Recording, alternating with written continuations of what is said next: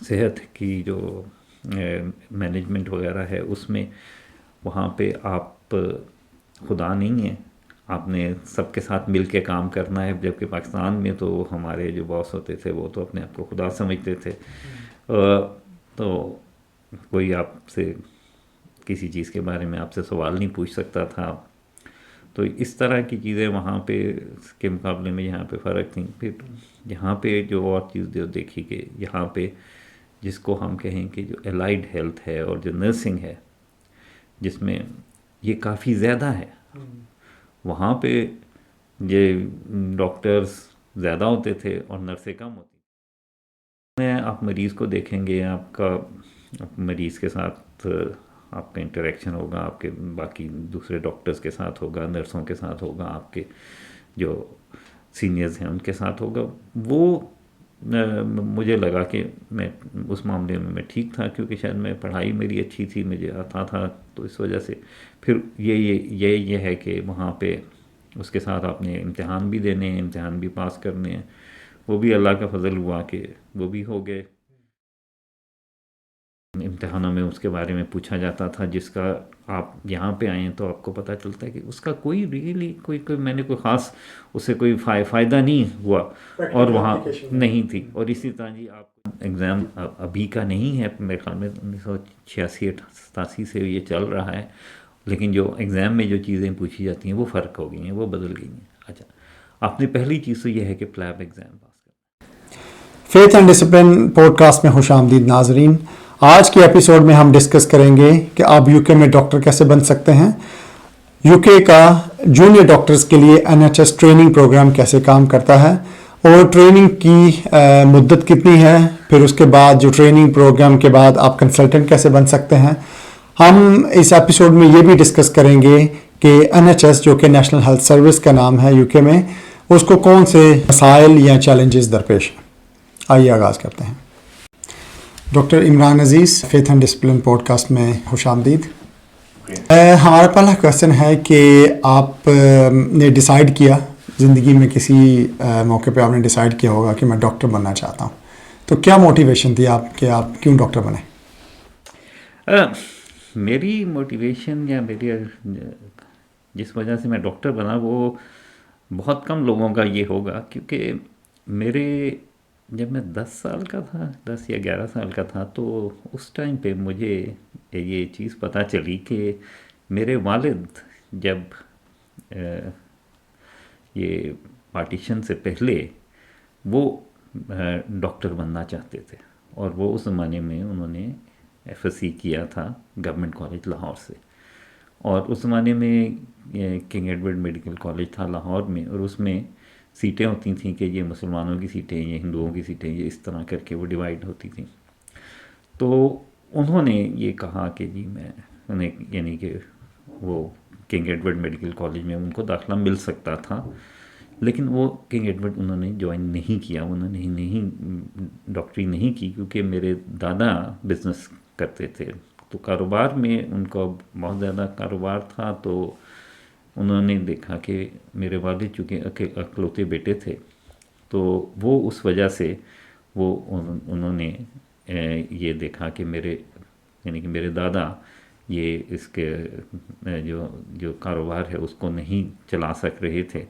تو میرے والد نے پھر میڈیکل کالج کو نہیں جوائن کیا تھا، نہیں پڑھا. تو جب مجھے یہ چیز پتہ چلی تو میں نے کہا کہ جی میں اپنے والد صاحب کی جگہ میں نہ صرف یہ کہ میں ڈاکٹر بنوں گا، بلکہ میں کنگ ایڈورڈ سے ڈاکٹر بنوں گا. یہ میرا اس وقت کا یہ تھا کہ جی میں نے اس وجہ سے میں نے ڈیسائیڈ کیا کہ میں میڈیسن کروں گا.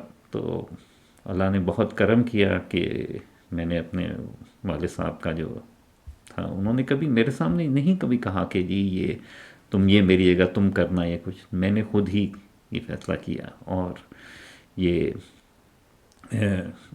میں نہ صرف میں اوبیسلی ڈاکٹر بنا ہوں، لیکن میں کنگ ایڈورڈ سے بھی بنا، تو مجھے اس کی بہت خوشی ہے اس بات میں. بہت خوشی کی بات ہے جی کہ آپ نے اپنے والد صاحب کا خواب پورا کیا ہے. تو ایز اے میڈیکل اسٹوڈنٹ جو آپ کا سفر رہا، جو آپ کا جرنی ہے، اس کے بارے میں بتائیے. جب آپ طالب علم ہوتے ہیں، آپ وہاں پہ جب جاتے ہیں، اور پاکستان میں خاص طور پہ چونکہ آپ نے خود ہی پڑھنا ہوتا ہے وہاں پہ، آپ کو وہاں پہ وہ آ کے جو اساتذہ ہیں وہ لیکچر دیتے ہیں، تو وہاں پہ اس وجہ سے خود پڑھتے تھے. ایگزام، ہر امتحان ہوتے تھے ہر سال، ہر 4 امتحان ہوتے تھے 5 سالوں میں، جو یونیورسٹی کے امتحان تھے، اور وہ ہم پڑھتے تھے. وہاں پہ اچھے دوست بنے، دوستوں کے ساتھ بیٹھ کے ہم نے اکٹھے بیٹھ کے پڑھنا، اور پھر امتحانوں کی تیاری وغیرہ اکٹھے کرنی. جب بورڈ میں تھے تو بورڈ میں جانا. تو یہ سب چیزیں، یہ تھا کہ پاکستان میں کہ کافی مشکل ہوتا ہے، کیونکہ وہاں کی جو میڈیسن کی جو تعلیم ہے وہ بہت پرانے سٹائل پہ چلتی تھی، اور اس میں آپ کے 2 پارٹ ہوتے تھے کہ جس کو ہم پری کلینکل اور کلینکل کہتے تھے، اور بہت سے ایسے آپ کو مضمون پڑھنے پڑتے تھے جن کا آپ کو سمجھ نہیں آتا تھا کہ اس کا ہمیں کیا فائدہ ہوگا بعد میں.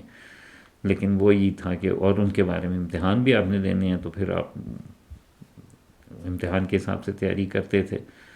تو یہاں پہ میڈیسن فرق ہے، یہاں پہ آپ کو سارا کچھ جانتا ہے، اس کو کلینکل ہوتا ہے اس کے، تاکہ آپ کو لوگوں کو پتہ چلے کہ جو آپ پڑھ رہے ہو اس کا کیا فرق پڑے گا مریض کے اوپر. تو مریض کے ساتھ سارا کچھ ہے، جبکہ وہاں پہ سارا کچھ یہ ہے کہ آپ علیحدہ علیحدہ آپ نے سارے مضمون پڑھے، اور پھر بعد میں جا کے آپ کو اس کو مریض کے ساتھ آپ نے اس کا لنک کیا. ٹھیک ہے. تو جو آپ نے وہاں اسٹڈی کیا اس میں کیا آپ بتائیں گے، کیا مضامین تھے، کون سا مضمون آپ کا جو تھا جس میں آپ اسٹرانگ تھے اور کیوں تھے؟ میرا یہ تھا کہ اب وہاں پہ پہلے 2 سال آپ اس زمانے میں انیٹمی اور فزیولوجی، یہ 2 مضامین تھے، تو یہ پڑھتے تھے. اس میں مجھے چاہے یہ تھا کہ فزیولوجی مجھے زیادہ پسند تھی، لیکن جب امتحان ہوا تو میرے ایکچولی انیٹمی میں نمبر زیادہ آئے. پھر تیسرا سال جب آیا تو اس میں آپ نے فارماکالوجی جو دوائیوں کے متعلق ہوتا ہے، اور فورینزک میڈیسن، کیا کہتے ہیں، طب شرعی، یہ جو ہے اس کے بارے میں تھا. اور اس میں بھی فارماکالوجی مجھے زیادہ پسند تھا، لیکن نمبر میرے دوسرے میں آئے زیادہ، فورینزک میڈیسن میں زیادہ آئے. پھر جب آپ 4th ایئر میں تھے تب آپ کو پیتھولوجی، جو کہ امراض کے متعلق ہے، اور کمیونٹی میڈیسن جو ہیلتھ کیئر کے متعلق ہوتی ہے، وہ اس کے تھے، وہ پاس ہوئے. پھر جب آپ فائنل ایئر میں آتے ہیں تو آپ کے 5 سبجیکٹ ہوتے ہیں: medicine, surgery, gynae and obstetrics, ear nose and throat, اور آپتھلمولوجی. تو یہ 5 سبجیکٹ کے آپ کے ایگزامز ہوتے ہیں. تو مجھے اس بات کی بڑی خوشی ہے کہ میرے میڈیسن میں نمبر زیادہ آئے، کیونکہ میں تو میڈیسن کا ہی بندہ ہوں، اور مجھے یہ تھا کہ شروع سے میں نے دیکھا تھا کہ مجھے سرجری پسند نہیں تھی. تو میڈیسن میں نمبر آ گئے، اچھے نمبر تھے، اللہ نے کرم کیا. تو جب آپ کا ایگزام پاس ہوا تو اس کے بعد آپ کی انیشیل ٹریننگ سٹارٹ ہوئی، تو انیشیل ٹریننگ آپ کہاں سے سٹارٹ کی؟ ہاں، تو میں نے جب گریجویشن کے بعد پہلا چیز تو ہوتی ہے کہ ہاؤس جاب کے بعد آپ کو اگلا جاب جو تھا پاکستان میں اس زمانے میں اسے میڈیکل آفیسر کا جاب کہتے تھے. تو وہ میڈیکل آفیسر کے جاب کا ایشو یہ تھا کہ پاکستان میں جو پورے پنجاب جو صوبہ ہے اس کی جاب آتے ہوتے تھے، اور وہ کئی دفعہ 2 سال بعد 3 سال بعد بھی وہ ہوتے تھے. اس سے پہلے لوگ ٹیمپرری اپوائنٹمنٹ ہوتی تھی. تو وہ یہ تھا کہ جب ہاؤس جاب ختم ہوا اس کے بعد تقریباً 1 سال ہم کوئی اس طرح کا نہیں ہوا. پھر اس کے بعد میں نے شروع کیا پیتھولوجی میں بلکہ تھا کئی میں وہ ہوتا ہے ڈیمونسٹریٹر، تو میں ڈیمونسٹریٹر لگا پیتھولوجی میں. لیکن وہاں پہ تقریباً 4-6 مہینے کے بعد مجھے پتہ چل گیا کہ یہ میں نے نہیں کرنا، کیونکہ مجھے مریض کے ساتھ میں چاہتا تھا کہ مریضوں کو دیکھوں، جبکہ پیتھولوجی جو سی ہے وہ آپ لیبارٹری میں بیٹھ کے کر رہے ہوتے ہیں. تو وہ پھر میں نے وہاں سے سال کے بعد وہ چھوڑی، اور اس کے بعد میں میڈیسن میں جاب شروع کیا. اس کے بعد میں یہاں پہ آ گیا. ٹھیک ہے. تو یہاں پہ جو ٹریننگ تھی اور جو پاکستان کی ٹریننگ میں کیا فرق آپ نے محسوس کیا؟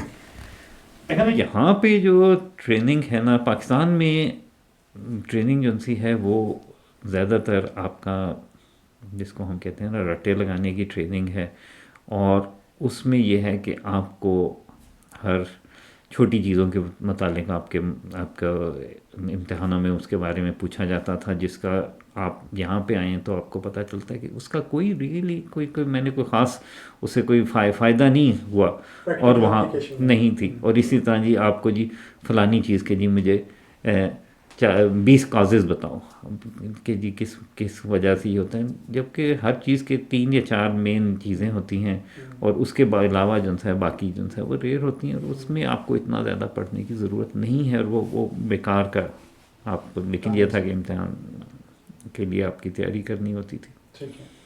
تو یہاں پہ جب آپ آئے تو آپ نے ٹریننگ سٹارٹ کی تو آپ کو کیسا محسوس ہوا کہ جب ایک ڈفرینٹ انوائرمنٹ تھا، لینگویج، ویدر، لوگ، نیا ملک تھا، تو کیسے ایڈجسٹ ہوئے آپ؟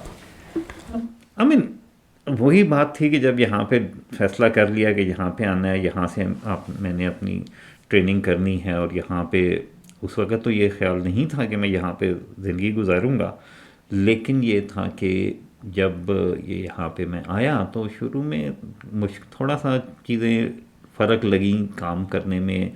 اس میں سب سے زیادہ بات یہ تھی کہ میں جس زمانے میں یہاں پہ آیا، میں یہاں پہ 90 کی دہائی میں یہاں پہ آیا تھا، تو اس زمانے میں یہاں پہ نوکریوں کا کافی بڑا پرابلم تھا. یہاں پہ اتنی زیادہ نوکریاں نہیں تھیں، اور آپ کسی بھی جگہ پہ آپ جائیں تو آپ کو بہت دفعہ اپلائی کرنا پڑتا تھا، اور بہت جگہوں پہ جا کے آپ انٹرویوز دیے. اور تو وہ مجھے زیادہ مسئلہ وہ اس کا تھا، جبکہ یہ تھا کہ آپ نے کام کرنا ہے، آپ مریض کو دیکھیں گے، آپ مریض کے ساتھ آپ کا انٹریکشن ہوگا، آپ کے باقی دوسرے ڈاکٹرز کے ساتھ ہوگا، نرسوں کے ساتھ ہوگا، آپ کے جو سینئرز ہیں ان کے ساتھ ہوگا.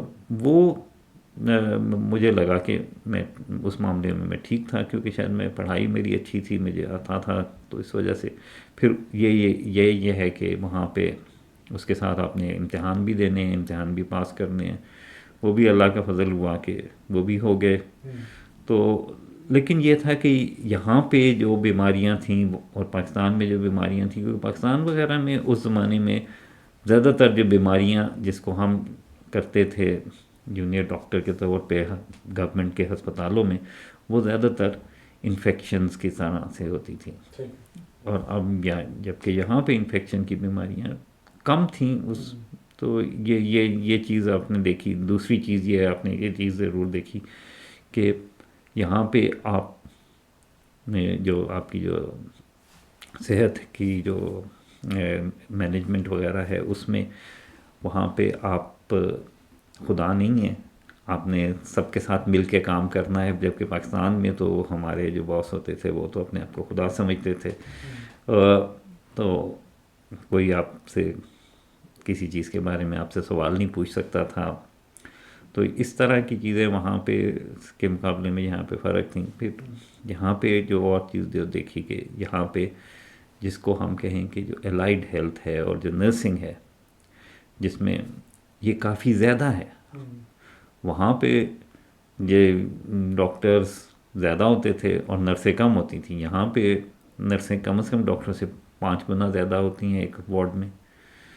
تو یہ چیز. پھر اس کے علاوہ فزیوتھیراپی جو کہ وہاں پہ نہیں ہوتی تھی، فزیوتھیراپی، آکوپیشنل تھیراپی یہاں پہ ہر وارڈ میں اپنا فارماسسٹ ہوتا ہے. یہ سب چیزیں اس سے فرق پڑتا ہے.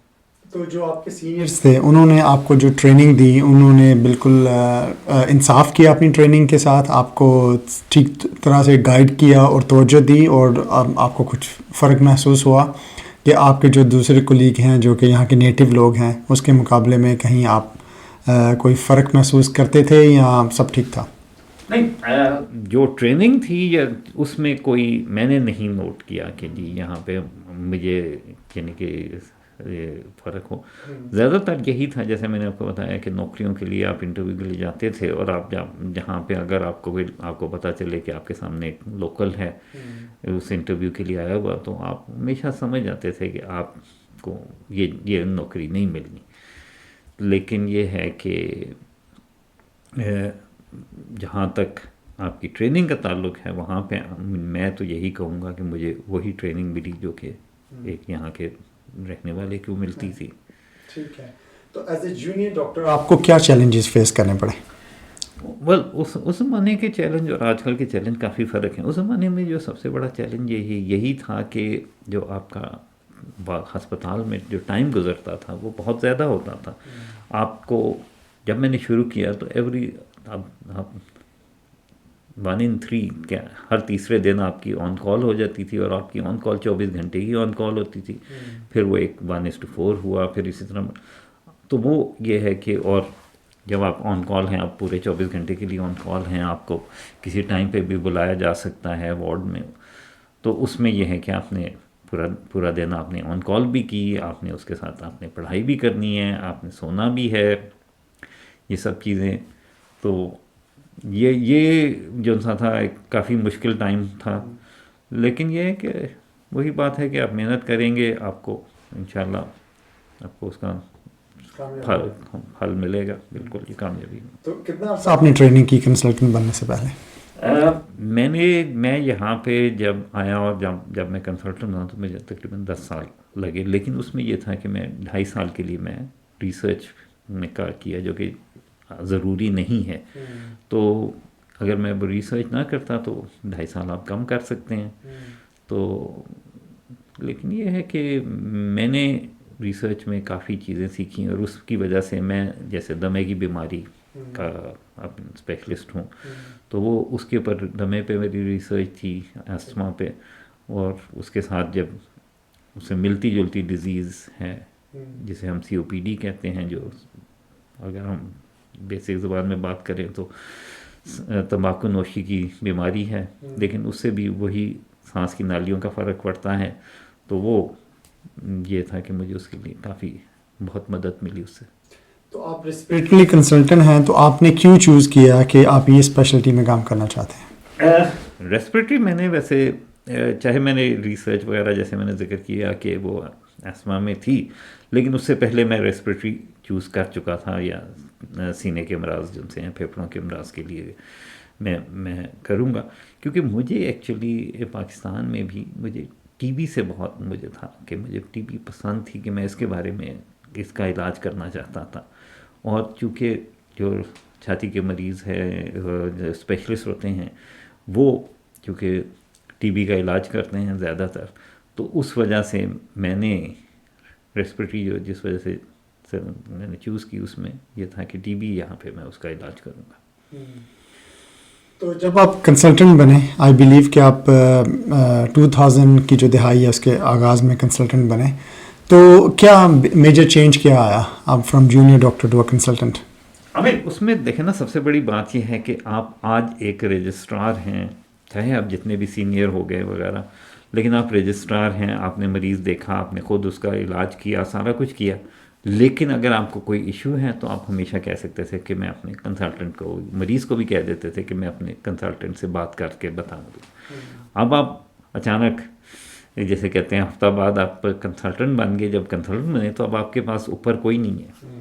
تو اس میں یہ تھا کہ آپ نے ہر چیز میں آپ نے خود اپنا فیصلہ کرنا ہے، اور آپ کا فیصلہ زیادہ کریکٹ ہوگا. پھر یہی ہے کہ جب آپ کنسلٹنٹ بنتے ہیں، شروع میں تو نہیں، لیکن بعد میں آپ کو ہسپتال کی مینجمنٹ وغیرہ کے لیے آپ کو زیادہ کام کرنا پڑتا ہے. وہ بھی جو کہ رجسٹرار آپ کو اس کی اتنا نہیں ضرورت ہوتی. تو یہ ہے کہ لیکن میرے خیال میں جو سب سے بڑا جو فرق آیا وہ یہی تھا کہ آپ کی رسپانسبلٹیز جو سی ہیں وہ بدل گئیں. تو آپ کا کیا ایکسپیرینس رہا کہ ایز اے رجسٹرار اور as a consultant which is more challenging? زیادہ مشکل کیا لگا آپ کو؟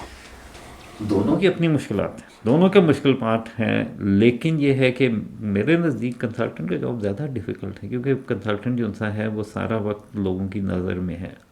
جب اگر کسی کوئی چیز غلط ہوئی ہے، جیسے ہوتا ہے، ہم کوشش کرتے ہیں کہ یہ نہ ہو، لیکن ہمارے کوئی جیسے کہتے ہیں جو مریض ہیں یا مریض کے ریلیٹیوز ہیں، وہ آپ کے کمپلینٹس ہوتی ہیں. تو اب اس میں یہ ہے کہ کمپلینٹ جو ہے وہ صرف کنسلٹنٹ کے نام کے اوپر آتی ہے، چاہے آپ نے مریض کو دیکھا ہو اور جب اس کے ساتھ جب کوئی پرابلم ہوا ہو تو اس وقت آپ وہاں پہ موجود بھی نہ ہوں، لیکن وہ یہی ہے کہ جی جو مینجمنٹ ہے اسپتال کی وہ آپ کو کہے گی کہ جی ڈاکٹر عزیز آپ نے یہ مریض ہے تو اس کے ریلیٹیو نے آپ نے اس کو دیکھا تھا.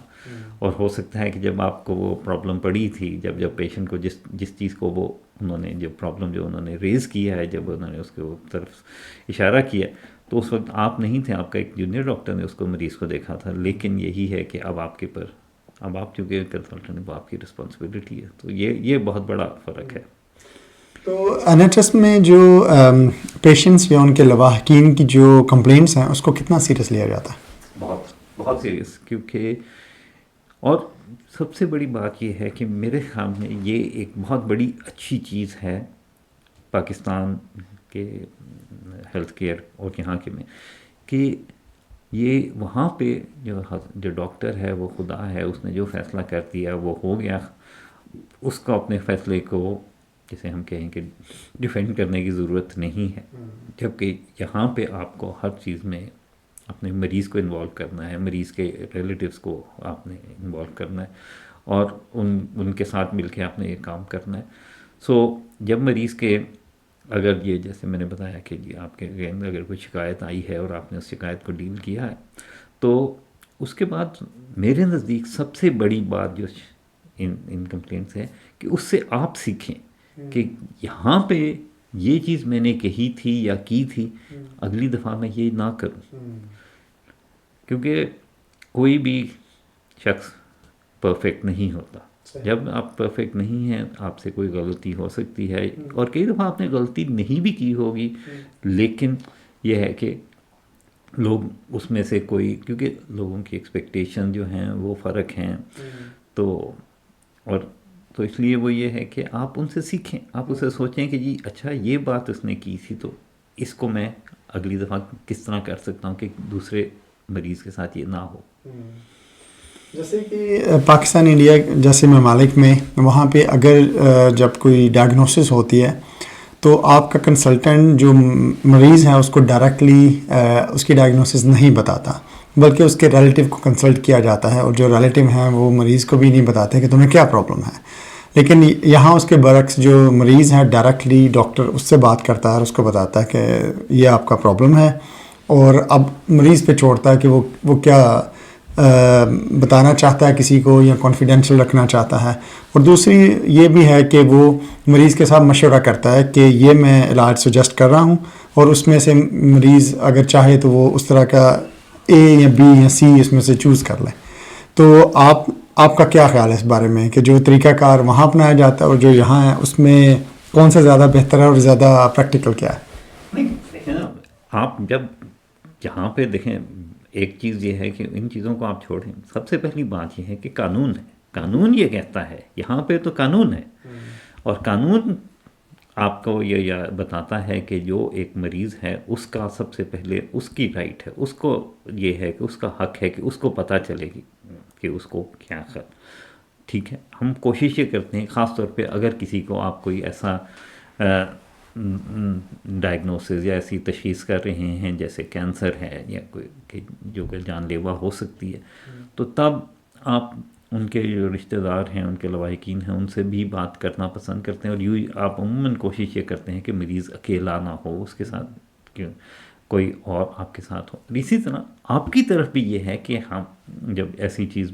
کسی کے سامنے کوئی بری خبر بتانا چاہتے ہیں تو آپ کوشش یہ بھی ہوتی ہے کہ آپ کے ساتھ آپ کی نرس بھی ساتھ ہو. یہاں پہ چونکہ وہ اسپیشلسٹ نرسیں بھی ہوتی ہیں، تو وہ جو نرس ہے وہ بھی آپ کے ساتھ ہوتی ہے، تاکہ یہ ہے کہ آپ نے اس کو مریض کو بیسک جو ہے جو آپ کی تشخیص ہے اور جو چیز ہے وہ بتا دی. اس کے بعد کئی دفعہ جب آپ کو کوئی چیز پتہ چلتی ہے اس وقت آپ کے دماغ میں خیال نہیں آتا، کوئی سوال نہیں آتا کہ میں کیا پوچھوں، کیا کرنا ہے.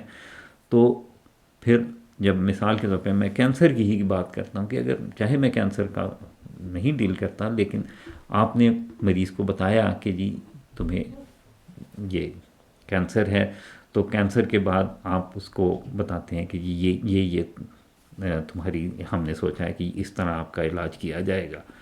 تو ان کو کئی دفعہ پہلی چیز تو یہ ہے کہ ان کو شوق ہوتا ہے، تو وہ کئی دفعہ ان کے دماغ میں خیال نہیں آتا. تو پھر اس کے بعد ہماری جو نرس ہوتی ہے وہ اس کے ساتھ مریض کے ساتھ جو کنٹینیو کرتی ہیں وہ آگے جاری رکھتی ہے. تو اتنی دیر میں کچھ ان کا دماغ میں تھوڑا سا کچھ خیال وغیرہ آ جاتا ہے، وہ ان کو آنسر کرتی ہے. اگر وہ نہ کر سکے، نہ جواب دے سکے، تو وہ پھر آپ کو دوبارہ بلاتی.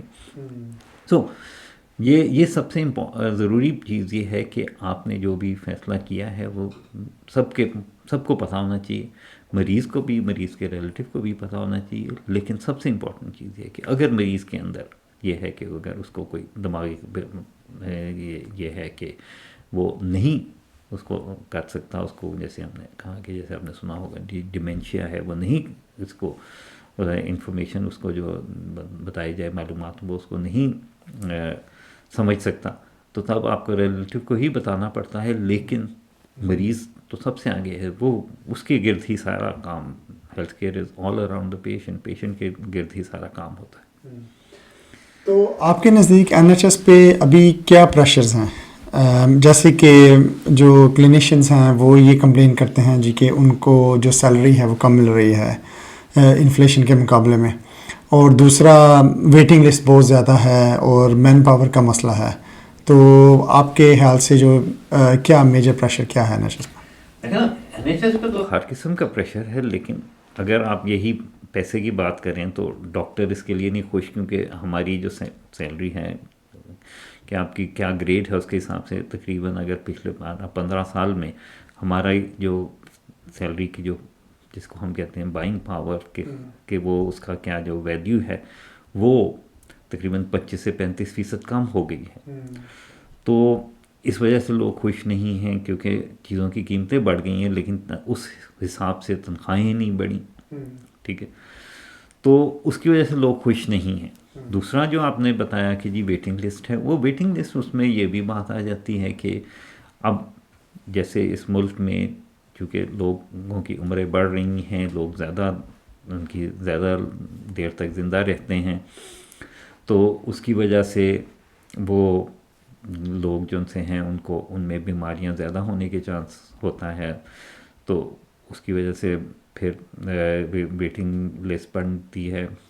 اس کے علاوہ یہ ہے کہ لوگوں کی اب جس کے ہم کہیں کہ امیدیں بڑھ گئی ہیں بہت زیادہ کہ جی ہر چیز کا علاج ہو سکتا ہے، جبکہ بہت سی چیزوں کا علاج نہیں بھی ہو سکتا. لیکن اس کے علاوہ چونکہ ہم اب بہت جیسے میں نے بتایا کہ میں دمے کا اسپیشلسٹ ہوں، تو اب آپ ہمیشہ یہ ٹی وی ریڈیو وغیرہ پہ دیکھتے ہیں کہ جی لوگوں دمہ بڑھ رہا ہے. میں مانتا ہوں دمہ بڑھ رہا ہے، یہ بات میں مانتا ہوں، لیکن اس کے علاوہ ہمیں اب اس چیز کا زیادہ پتہ چل رہا ہے کہ لوگوں کو دمہ ہو سکتا ہے، اور ہم اس کا زیادہ ڈائگنوسس کر رہے ہیں، تو اس کی وجہ سے بھی ڈیزیز بڑھتی جا رہی ہے. تو یہ ساری چیزیں جو سی ہیں وہ لے دے کے NHS پہ ہی پریشر آئے گا. ٹھیک ہے. جو NHS کے مینیجرز ہیں ان کا رول کافی متنازع رہا ہے، تو آپ کے خیال سے وہ جسٹیفائی کر رہے ہیں اپنی جاب کو، وہ اپنا کام ٹھیک کر رہے ہیں، کلینیشینز اور پیشنٹس کے درمیان میں وہ صحیح جو ان کا کردار ہونا چاہیے ایز اے برج وہ کر رہے ہیں یا نہیں کر رہے؟ نہیں، میرے نزدیک وہ ان کا جو سا ہے بات یہ آ جاتی ہے کہ میں جو ایک کلینیشین ہوں، یعنی کہ تو میرے نزدیک سب چیز جو سی وہ مریض کے مطابق ہونی ہے، جبکہ جو مینیجر ہے اس کے نزدیک سب سے زیادہ چیز یہ ہے کہ اس کو جو انہوں نے جو ٹارگٹس دیے ہوئے ہیں کہ وہ ٹارگٹس پورے ہونے ہیں، اس نے اس کو وہی مریض کی وہی بیماری کو اس نے دوسری طرح سے دیکھنا ہے. تو اس کے لیے پھر اس کو یہ بھی پتہ ہے کہ کتنے پیسے ہیں سسٹم میں.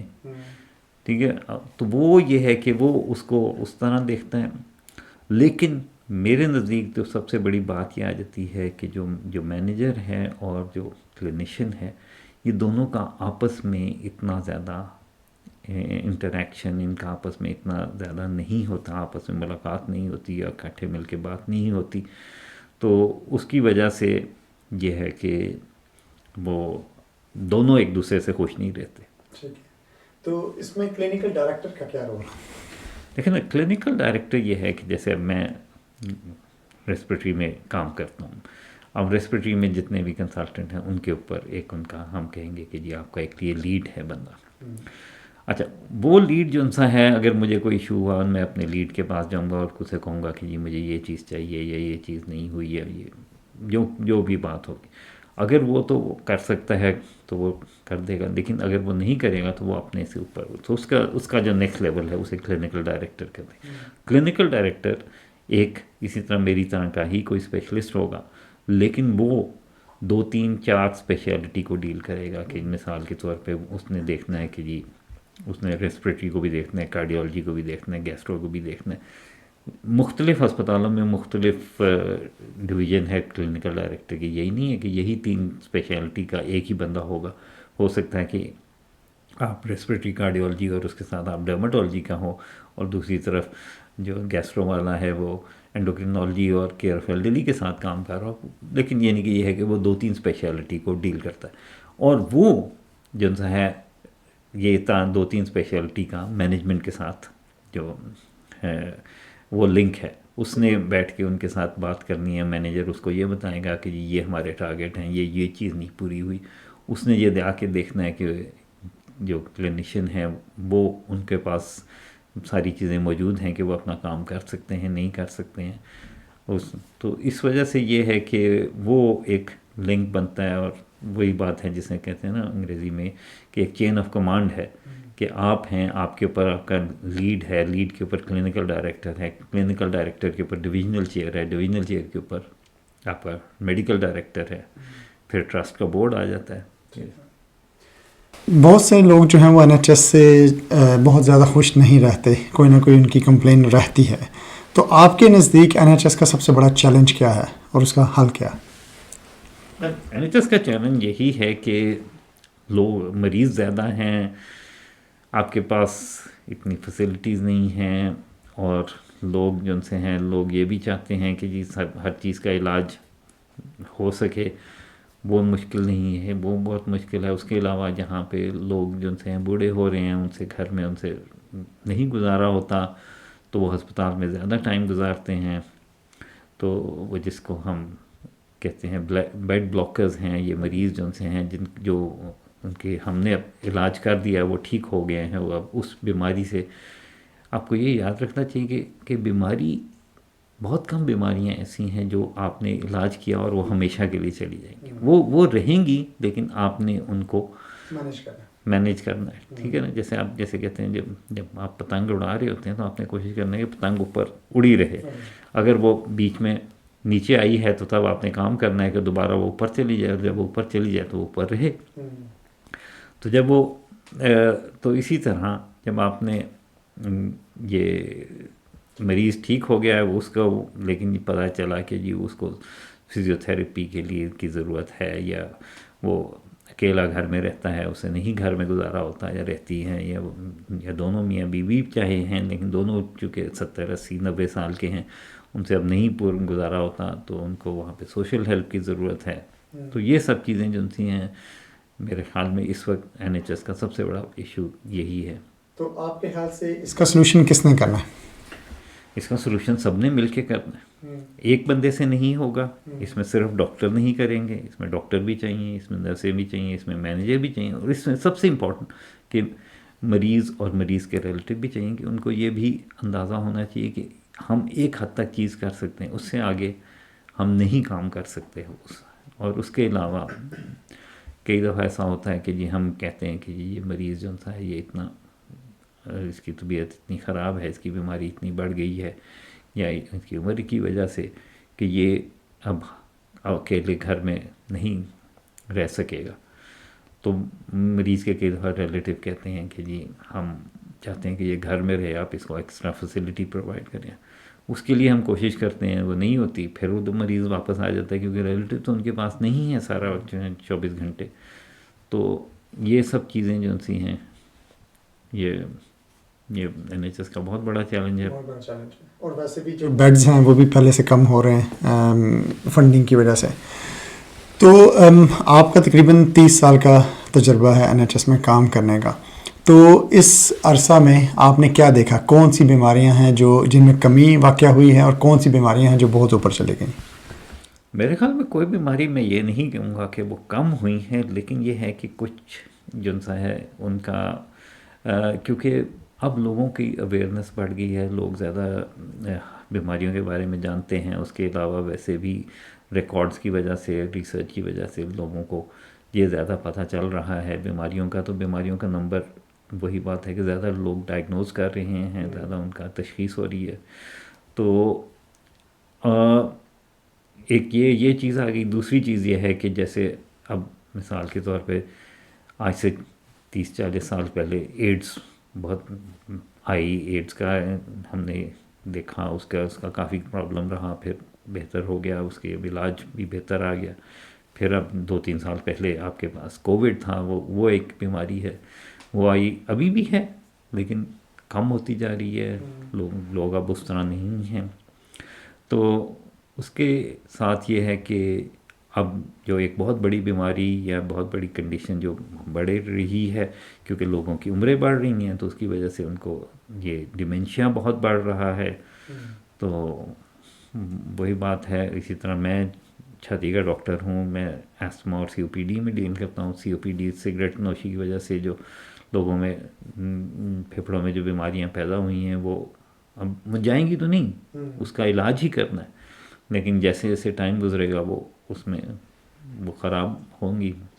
جیسے آپ کہہ رہے تھے کہ وقت کے ساتھ لوگوں کے اندر اویئرنیس کافی پیدا ہوئی ہے. اولدو کہ اویئرنیس پیدا ہوئی ہے، لیکن جو آپ کی ول پاور ہے اس کا بھی جو ہے نا ایک کردار ہے کہ آپ کو پتہ تو ہے کہ تمباکو نوشی میرے لیے غلط ہے، مجھے نہیں کرنی چاہیے. جو پروسیس فوڈ ہے وہ مجھے نہیں کھانی چاہیے، مجھے ایکسرسائز کرنی چاہیے. لیکن اگر وہ ایسا نہیں کریں تو اوبویسلی ٹائپ 2 ڈائبٹیز اوپر جا رہی ہے، کورونری آرٹری ڈیزیز کا ریٹ کافی اوپر جا رہا ہے. تو اس کے بارے میں آپ کا رائے کیا ہے؟ آپ نے کیا دیکھا؟ کیا آپ ٹرینڈز کیا شو کرتے ہیں؟ دیکھیں نا، جو میں نے دیکھا یہ ہے کہ سب سے بڑی بات یہ ہے کہ تمباکو نوشی اس نے بہت نقصان کیا، اور لیکن یہ ہے کہ اس میں بہت کمی آ چکی ہے. ٹھیک ہے، اس میں بہت کمی آ چکی ہے. کہاں پہ ایک ٹائم تھا کہ 40 سے 50% لوگ سگریٹ پیتے تھے، اب جنسا ہے 20% کے قریب لوگ پیتے. لیکن پرابلم یہ ہے کہ وہی لوگ جنہوں نے سگریٹ پیے تھے انہوں نے ان کا جو نقصان ہو چکا ہے وہ رہے گا. ٹھیک ہے، تو اس کی وجہ سے، اور تمباکو نوشی صرف چھاتی کی بیماری نہیں کاز کرتی، اس کی وجہ سے کینسرز ہوتے ہیں، اس کی وجہ سے ہارٹ کی دل کی جو بیماری ہیں وہ بھی اس کی وجہ سے ہوتی ہیں.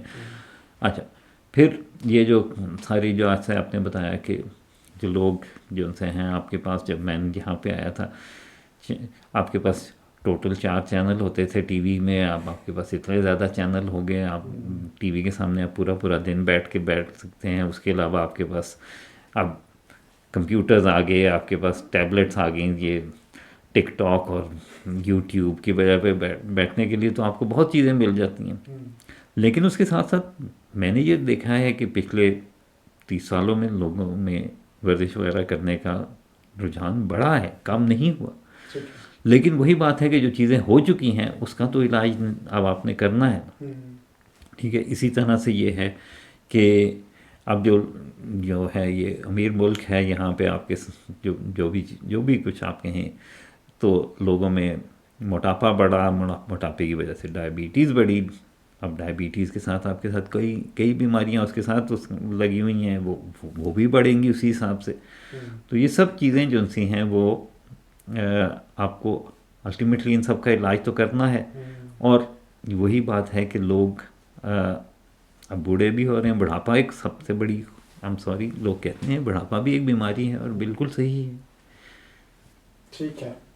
اولدو کہ NHS میں بہت سے چیلنجز ہر جگہ ہوتے ہیں، مشکلات ہوتی ہیں. تو بہت سے ایسے لوگ ہیں جو کہ کئی دوسرے ممالک میں رہنے والے، انڈیا میں، پاکستان میں، مڈل ایسٹ میں یا کسی بھی اور ملک سے، وہ UK آنا چاہتے ہیں ایز اے ڈاکٹر. تو اس کے لیے آپ ان کی کیا رہنمائی فرمائیں گے؟ لیکن نا اس میں سب سے پہلی بات یہ ہے کہ آپ کس لیول پہ ہیں اپنے ملک میں. اگر آپ اس میں وہاں پہ آپ نے بھی گریجویشن کی ہے اور آپ کے پچھلے یعنی گریجویشن کے 2-3 سالوں کے اندر ہیں، یا سب سے پہلی بات یہ ہے کہ اس میں آپ کو پلیب ایگزام پاس کرنا ہوگا. ٹھیک ہے جی، پلیب ایگزام ابھی کا نہیں ہے، میرے خیال میں 1986-87 سے یہ چل رہا ہے، لیکن جو ایگزام میں جو چیزیں پوچھی جاتی ہیں وہ فرق ہو گئی ہیں، وہ بدل گئی ہیں. اچھا، آپ نے پہلی چیز تو یہ ہے کہ پلیب ایگزام پاس کرنا ہے. لیکن جو بھی شخص ہے، اگر میں مثال کے طور پہ پاکستان کے حساب سے بات کروں تو لوگوں کو یہ چیز کا پتہ چلنا چاہیے کہ یہ سستا کام نہیں ہوگا. یہاں پہ جب آ جائیں گے آپ کو نوکریاں ملیں گی تو آپ کا سارے خرچے نکل آئیں گے، لیکن آنے کے لیے آپ کو جو خرچہ کرنا پڑے گا وہ آپ کو اس کے بارے میں آپ کو پتہ ہونا چاہیے. کیونکہ آپ نے باقی چیزیں چھوڑیں گی، آپ نے 2 دفعہ ٹکٹ لینا ہے. اس کے علاوہ آپ کو یہاں پہ آپ چاہے لوگ جو ہیں پاکستان سے یہاں پہ اپلائی کرتے ہیں اور یہاں پہ جاب ملتے ہیں لیکن وہ بہت کم ہوتے ہیں. زیادہ تر لوگوں کو یہاں پہ آنا پڑتا ہے، پلیب پاس کرنا پڑتا ہے، پلیب کے ساتھ انگلش کا ایگزام پاس کرنا پڑتا ہے. یہ سب ایگزامس کی اپنی فیس ہوتی ہیں. اس کے بعد جب آپ یہاں پہ آ جاتے ہیں تو آپ کو یہ ہے کہ آپ نے رہنا ہے، آپ نے کھانا ہے، آپ کو اس طرح کے خرچے آپ کو یہاں پہ کرنے پڑیں گے. تو آپ کو کم از کم یہ سوچنا پڑے گا کہ مجھے یہاں پہ کم از کم 4 یا 5 مہینے تک لگ سکتے ہیں، اور ہو سکتا ہے کہ 4 مہینے میں یہاں پہ رہوں بھی اور اس کے بعد بھی مجھے نوکری نہ ملے. تو یہ چیزیں کے لیے، سب چیزوں کے لیے پیسہ چاہیے. ٹھیک ہے نا. پاکستان میں آپ 500 روپیہ کماتے ہیں، یہاں پہ آپ 1.5 پاؤنڈ کما رہے ہیں تو 1.5 پاؤنڈ سے کچھ نہیں ہوتا.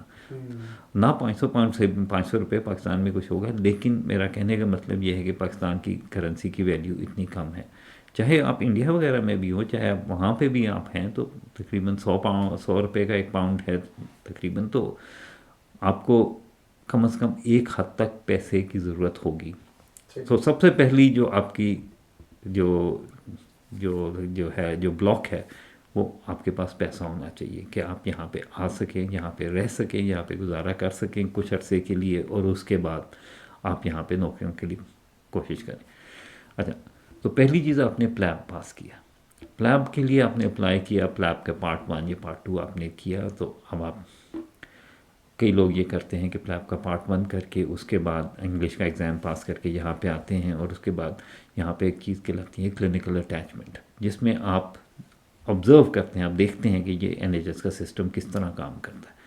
جب آپ نے کلینکل اٹیچمنٹ کر لی تو اس میں آپ کو پتہ یہ چلا کہ آپ یہاں کا سسٹم کیا ہے، اور اس کی وجہ سے آپ کو جب بھی آپ کوئی جاب کے لیے اپلائی کرتے ہیں تو آپ کو ریفریز چاہیے ہوتے ہیں جو آپ کو بتا سکیں کہ جی یہ شخص نے میرے ساتھ کام کیا تھا اور یہ اچھا تھا، برا تھا، محنتی تھا، ٹائم وقت پہ آتا تھا وغیرہ، انگلش اسے آتی تھی. تو وہ یہ چیزیں جو سی ہیں آپ کو کلینکل اٹیچمنٹ، لیکن بہت کم ہسپتالوں میں کلینکل اٹیچمنٹ ہوتی. اب ہمارا ہسپتال وگن والا، اس میں کلینکل اٹیچمنٹ ابھی بھی دی جاتی ہے. کلینکل اٹیچمنٹ کے لیے میں یہ کہہ سکتا ہوں کہ میرے پاس ہر وقت کنٹینیوسلی اپلیکیشنز آ رہی ہوتی ہیں کہ لوگ آئیں گے، وہ آ کے یہاں پہ کلینکل اٹیچمنٹ کرنا چاہتے ہیں، اور وہ صرف 4 ہفتے کی ہوتی ہے اور اس کی اپنی ایک کاسٹ ہے. ٹھیک ہے، کلینکل اٹیچمنٹ کرنے کی کاسٹ آپ نے دینی ہے. پھر آپ جب کلینکل اٹیچمنٹ کریں گے آپ نے وہاں پہ رہنا ہے، کھانا ہے، پینا ہے، یہ سب چیزوں کے لیے آپ کو. اس کے بعد جب آپ نے کلینکل اٹیچمنٹ کر دی، پھر یہاں پہ جابز آتے ہیں، آپ جابز کے لیے اپلائی کریں تو اس میں یہ ہے کہ آپ کو مل سکتا ہے. کئی لوگ یہ بھی ہے. اس کے علاوہ دوسرا طریقہ یہ ہے کہ یہ جیسے اب بالکل میں جونیئر ڈاکٹر کی بات کی. اب ایک ڈاکٹر ہے جو کہ 5 سالوں سے گریجویشن کے ہو گئے، ہو سکتا ہے پاکستان میں یا انڈیا میں اس نے اپنی ڈگریاں وغیرہ پوری کر لیں، اس جو پوسٹ گریجویشن ہے، اور وہ پھر بھی یہاں پہ آنا چاہتا ہے کیونکہ وہاں پہ نہیں ہے آپ کو نوکری مل رہی. تو وہ جو شخص یہاں پہ آئے گا اس کے لیے، جیسے پاکستان والے جو کالج آف فزیشین اور سرجنس ہے پاکستان کا، وہ رائل کالجز کے ساتھ ان کا ہے کہ 2 سال کے لیے وہ ان کے ڈاکٹرز یہاں پہ آتے ہیں ٹریننگ حاصل کرنے کے لیے. آپ اس کے تھرو کر سکتے ہیں. ویسے یہاں کے اپنے رائل کالج کا ایک چیز ہے جس کو کہتے ہیں MTI میڈیکل ٹریننگ انیشیٹو. اس میں 2 سال کا آپ کو ویزا ملتا ہے باہر کے ملکوں کے ڈاکٹرز کے لیے کہ وہ یہاں پہ آ کے جابس کریں. اس کے علاوہ یہ ہے کہ اب اسی طرح جیسے میں نے بتایا کہ وہ بھی آگے کلینکل اٹیچمنٹ وغیرہ کر کے وہ بھی یہاں پہ نوکری ڈھونڈ سکتے ہیں. پھر اس کے بعد یہ ہے کہ اب مثال کے طور پہ آپ وہاں پہ ہیں اور وہاں پہ آپ اسپیشلسٹ بن چکے ہیں، لیکن آپ کہتے ہیں کہ نہیں میں نے ولایت جانا ہے اور میں نے ولایت میں آ کے انگلینڈ میں آ کے یا آپ نے وہاں پہ رہنا ہے، تو آپ ڈائریکٹلی پھر اگین آپ کو جنرل میڈیکل کونسل کے ساتھ کرنا ہوگا، آپ کو رجسٹریشن وہاں سے حاصل کرنی ہوگی. اس کے بعد آپ اپنی جو کوالیفیکیشن ہیں اگر آپ ہو سکے تو اس کو آپ یہاں پہ کہتے ہیں کہ مجھے ایک وہ کہلاتا ہے CESR route, CESR CESR route کہ آپ رائل کالج کو اپلائی کرتے ہیں کہ میری جو پاکستان کی کوالیفیکیشن ہے اس کو یہاں پہ ایکسیپٹ کیا جائے کہ یہ اس کے برابر کی کوالیفیکیشن ہے، جو کہ وہاں پہ رہتے ہوئے بہت کم لوگوں کو وہ دیتے ہیں. لیکن یہ ہے کہ آپ کوشش کر سکتے ہیں کہ تو اس کے تھرو آپ یہاں پہ ایز اے اسپیشلسٹ آ سکتے ہیں ڈائریکٹلی. تو یہ طریقے تو ہیں، لیکن یہ بات ہمیشہ میں پھر کہیں گے کہ جی میں یہی بات بار بار کر رہا ہوں، لیکن میں کہوں گا کہ بہت سے لوگ جب یہاں پہ آتے ہیں تو وہ یہی بات کرتے ہیں کہ پیسوں کا بہت پرابلم ہوتا ہے، بہت ایشو ہوتا ہے. یہ یو کے گورنمنٹ جو ہے اپرینٹسشپ اسکیم کا آغاز کرنے جا رہی ہے نیکسٹ ایئر سے، آپ کا اس کے بارے میں کیا خیال ہے کہ سکسیزفل ہوگی اور اس کا کیا طریقہ کار ہوگا؟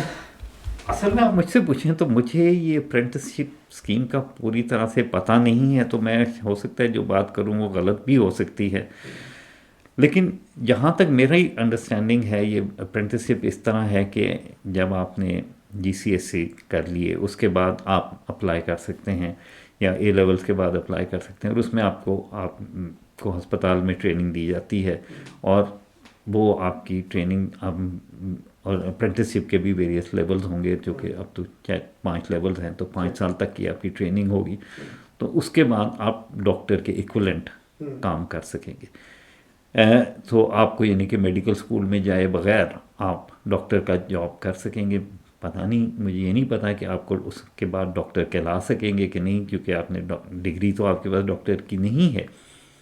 تو وہ یہ چیزیں ہیں. لیکن وہ یہ ہے کہ اس میں چونکہ آپ اپرینٹس ہوتے ہیں، اپرینٹس کا مطلب یہ ہے کہ آپ جاب کے ساتھ ساتھ ٹریننگ حاصل کر رہے ہیں، تو اس میں آپ کو بلکہ تنخواہ بھی ملتی ہے. جبکہ ہم میڈیکل کالج میں جب ہوتے ہیں تو آپ کو کوئی تنخواہ نہیں ملتی، بلکہ آپ تو اپنے خود خرچے وغیرہ برداشت کر رہے ہوتے ہیں.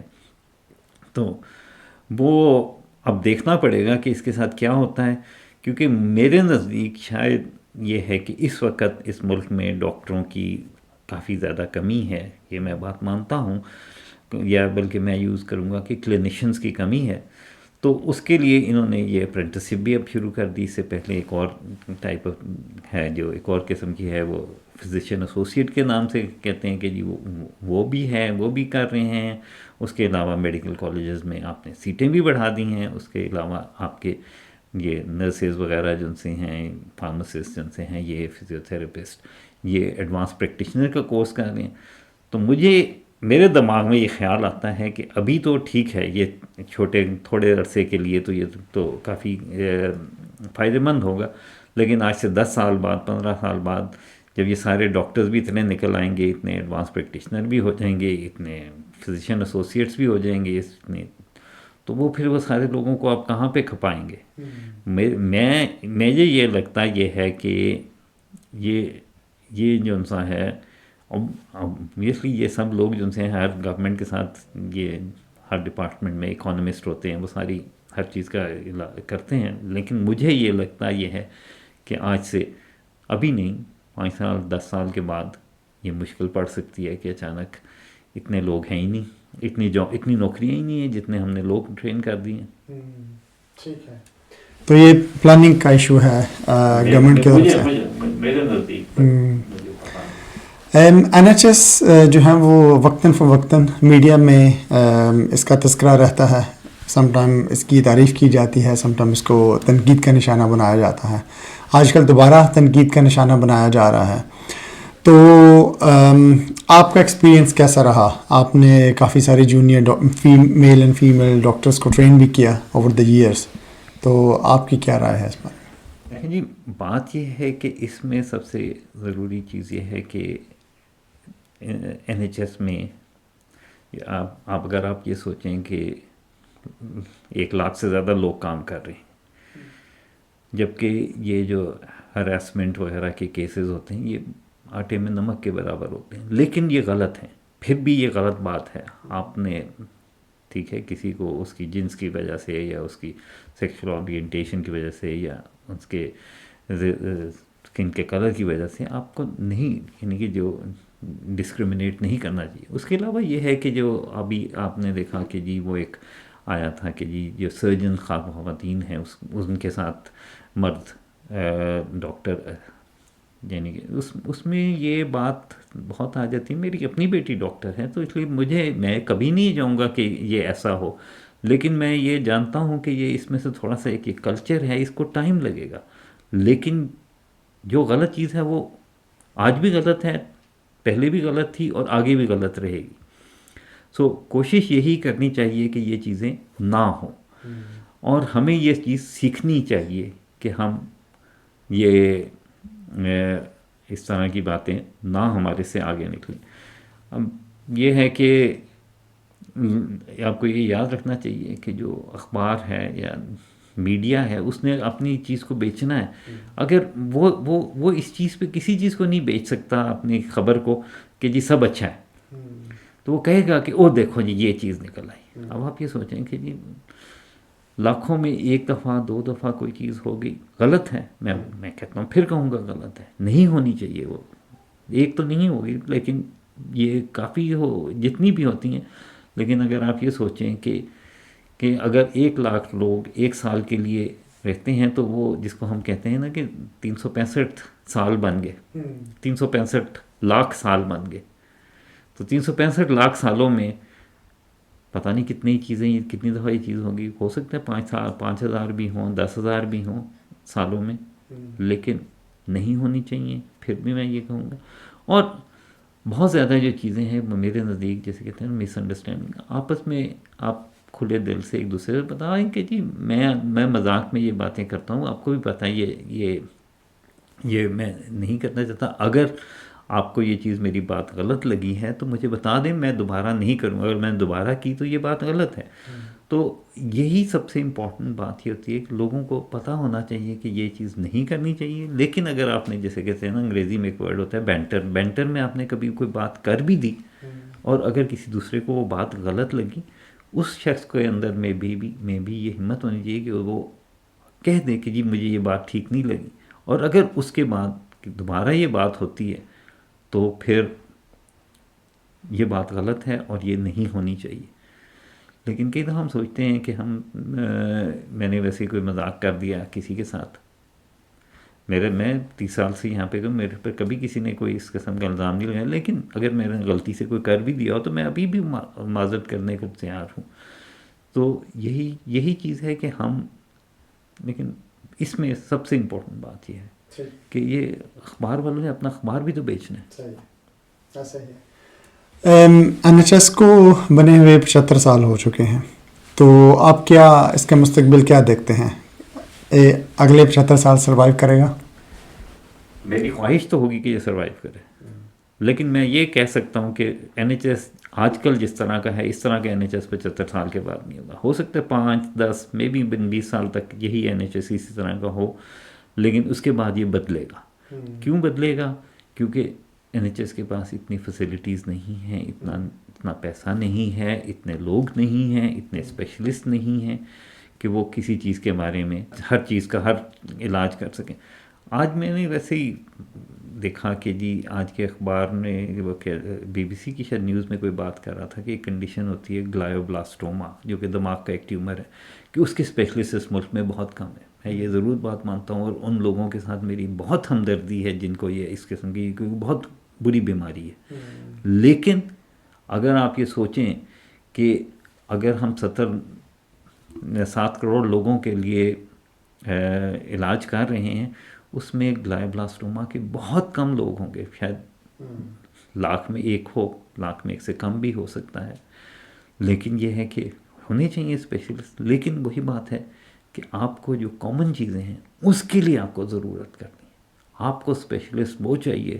میں خود کہتا ہوں چونکہ میں COPD کا اسپیشلسٹ ہوں، تو میں یہ کہوں گا کہ ہمارے ملک میں ہمارے اس وقت ہمیں COPD کے بہت زیادہ اسپیشلسٹ چاہیے. کیونکہ سی او پی ڈی بہت زیادہ ہے. جتنی وگن میں سی او پی ڈی کے مریض ہیں اتنے پورے ملک میں گلائوبلاسٹوما کے مریض نہیں ہیں. تو اگر اس کو ہم ایز اے کمپیریزن دیکھیں بر صغیر کا اور یو کے کا، تو سگریٹ نوشی تو وہاں بھی بہت زیادہ کی جاتی ہے، لیکن سی او پی ڈی تو غالباً وہاں پہ ریکگنائز بھی نہیں کی جاتی کہ یہ کوئی بیماری بھی ہے. تو وہاں مینجمنٹ کیسے ہوتی ہے؟ وہاں پہ تو مینجمنٹ کوئی نہیں ہے نا. وہاں پہ تو یہ ہے کہ چونکہ اس کو ہم چونکہ بیماری اس طرح سمجھتے نہیں ہیں، اس کے لیے آپ کو جو ٹیسٹوں کی ضرورت ہوتی ہے، جس کو کیونکہ یہ اس کا نام ہی سی او پی ڈی ہے، تو کرونک آبسٹرکٹیو، تو آبسٹرکشن کے لیے آپ کو ایک سانس کی ایک اسپیشل ٹیسٹ کروانا ہوتا ہے. ادھر اس کی وہاں پہ فیسلٹی نہیں ہے، تو آپ نے وہ ساری چیزیں جو سی ہیں وہ آپ کے پاس لوگ بس یہی کہیں گے کہ جی کھانسی کی بیماری لگ گئی، سانس کی بیماری لگ گئی، اور آپ نے اس کو آگے آپ کچھ نہ ہوا آپ نے انہیلر دے دیا. یہ انہیلر جس سے بلکہ وہ وہاں پہ پاکستان میں لوگ کہتے تھے میں پمپ مارتا ہوں، تو وہ پمپ مارنے کی صرف اسی طرح کی بیماری نہیں ہے، کیونکہ سی او پی ڈی کا پہلا علاج سگریٹ نوشی بند کرنا ہے. اس کا پہلا علاج وہ پمپ مارنا نہیں ہے. ٹھیک، تو وہ پھر یہ ہے کہ اس کے لیے ٹریننگ کی ضرورت ہے. تو فائنل کویسچن، آپ ہیلتھ کیئر جو ہے وہ چینج ہو رہا ہے، آرٹیفیشیل انٹیلیجنس بھی ہے، تو آپ کیا فیچر دیکھتے ہیں ہیلتھ کیئر کا؟ ہیلتھ کیئر بہت بدلے گی، یہ تو سب کو پتہ ہے. ہیلتھ کیئر بدلے گی کیونکہ بیماریاں ان وے بدل رہی ہیں. بیماریوں میں خاص طور پہ جس کو ہم کہتے ہیں ڈی جنریٹیو ڈیزیزز جو ہیں اور ڈیمینشیا، یہ بڑھ رہا ہے. اس میں لوگ بوڑھے ہو رہے ہیں، زیادہ بوڑھے لوگ ہیں، ان کی بیماریاں فرق ہوتی ہیں، بچوں کی بیماریاں فرق ہوتی ہیں. ٹھیک ہے، اب یہ ہے کہ ہیلتھ کیئر میں کافی جلدی دیکھیں نا، ایک کچھ چیزیں ہوں گی جو ہیلتھ کیئر میں بدلیں گی اگلے 5 سالوں میں، میرے خیال میں 5-7 سالوں میں، اور ایک ہوں گی جو پچھلے 20-25 سالوں میں بدلیں گی، اور ایک کچھ چیزیں ہوں گی جو کہ میں ابھی 50 سالوں میں بدلیں گی. ٹھیک ہے، اب جو پہلی چیز یہ ہے کہ میرے خیال میں جس کو ہم کہتے ہیں تشخیص، ڈائگنوسٹکس، اس میں میرے نزدیک آرٹیفیشیل انٹیلیجنس اور زیادہ آ جائے گی کہ وہ جن سا ہے، کیونکہ وہ فاسٹر ہوتے ہیں دین عام آدمی کے حساب سے کمپیوٹر، اور کمپیوٹر جن سا 24 گھنٹے چل سکتے ہیں، عام آدمی نہیں چل سکتا. تو میرے نزدیک جو ڈائگنوسٹکس ہیں اس میں آرٹیفیشیل انٹیلیجنس بڑھتی جائے گی. اس کے علاوہ یہ ہے کہ پھر اس کے علاوہ اور کچھ سالوں میں وہ اور آگے بڑھے گی، تو آپ کے علاج وغیرہ میں بھی آرٹیفیشیل انٹیلیجنس کا علاج آ جائے گا. اور آئی ڈونٹ نو 50-100 سالوں میں کیا ہوگا، کیونکہ اس وقت تک دنیا کی آبادی بھی بہت بدل چکی ہوگی. ابھی تک دنیا کی آبادی بڑھ رہی ہے، لیکن سب یہ کہتے ہیں لوگ کہ اگلے 50 سالوں کے بعد دنیا کی آبادی کم ہونا شروع ہو جائے گی، کیونکہ بچے کم پیدا ہو رہے ہیں، لوگ بوڑھے ہو گئے ہیں. جو بوڑھے ہوئے ہیں وہ انفارچونیٹلی الٹیمیٹلی ان کی زندگی ختم ہو جائے گی، وہ فوت ہو جائیں گے. تو پھر دنیا کی آبادی بھی کم ہوگی، تو پھر اس کے لیے آپ کو نئی فیسلٹیز چاہیے، آپ کو، تو چیزیں بدلیں گی. ٹھیک ہے، صحیح ہے. اس ایپیسوڈ میں شرکت کرنے کا بہت شکریہ. مجھے امید ہے کہ جو انفارمیشن اس ایپیسوڈ میں پرووائڈ کی گئی ہے وہ ہمارے ناظرین کے لیے بہت مفید اور کارآمد ثابت ہوگی.